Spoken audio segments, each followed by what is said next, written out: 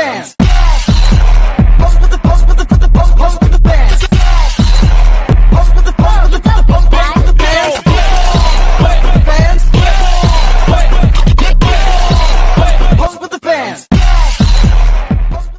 Islam masuk ke Nusantara melalui berbagai jalur. Ada teori Gujarat, teori Arab, teori Persia, dan juga teori Tiongkok.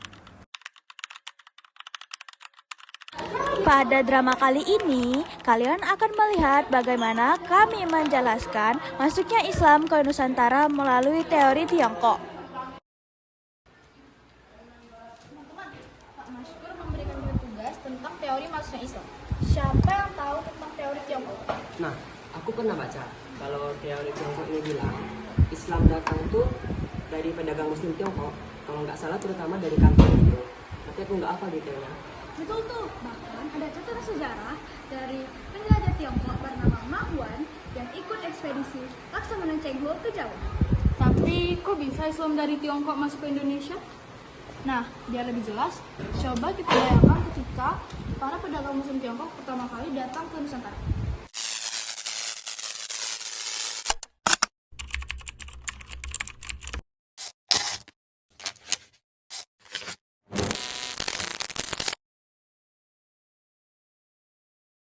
Alhamdulillah, perjalanan dari Kanton lancar. Kami membawa keramik, kayu sutra, dan rempah untuk diperdagangkan di Jawa dan Sumatera.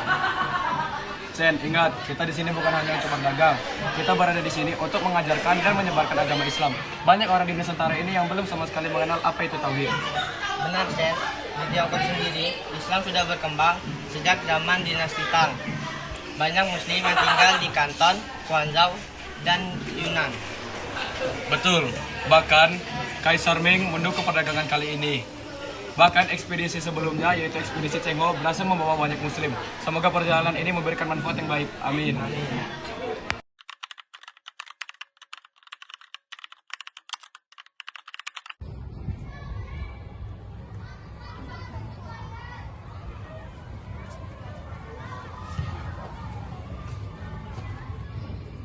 Selamat datang, Tuan. Dari mana kalian datang? Kami berasal dari Tiongkok. Kami membawa barang dagangan dan jual kabar tentang agama Islam. Islam? Apa itu Islam? Islam adalah agama yang mengajarkan kita untuk menyembah hanya satu Tuhan, yaitu Allah yang Maha Esa. Dan kami saling mengajarkan untuk menghormati satu sama lain. Menarik, bagaimana cara tuan-tuan sekalian menjalankan agama tersebut? Kami sholat 5 waktu, berpuasa, dan hidup sederhana. Islam juga melarang menipu dalam perdagangan. Kami selalu jujur dalam berdagang. Kalau begitu, saya ingin tahu lebih banyak. Banyak orang di sini suka jika perdagangan dilakukan dengan jujur. Sambil berdagang, kami juga mengajarkan nilai Islam dengan cara menikahi penduduk lokal. Dengan cara tersebut, Islam bisa perlahan menyebar di masyarakat. Bahkan, beberapa penduduk juga ikut belajar Al-Quran dari kami. Kami tidak memaksa, hanya mengajak dengan teladan dan kasih sayang. Aku lihat banyak pedagang Tiongkok yang sopan dan tidak menipu. Itu membuat masyarakat percaya. Jadi Islam menyebar dengan damai ya? Tepat sekali. Islam datang bukan dengan pedang. Namun, kami di sini datang dengan membawa akhlak yang mulia.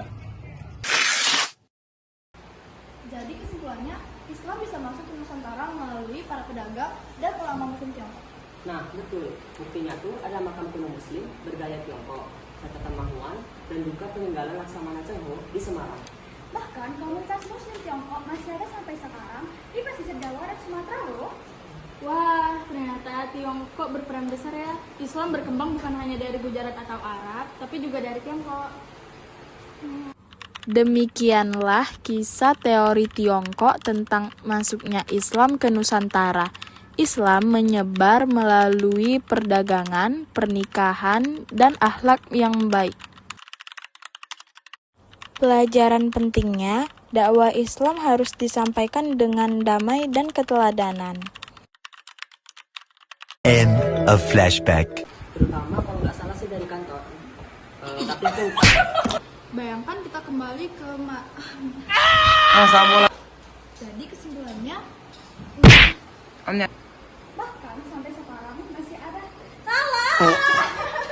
beserta peninggalan laksana Alhamdulillah perjalanan dari kantor One take ini one take. Yo one take-nya. 3. Alhamdulillah perjalanan dari kantor lancar.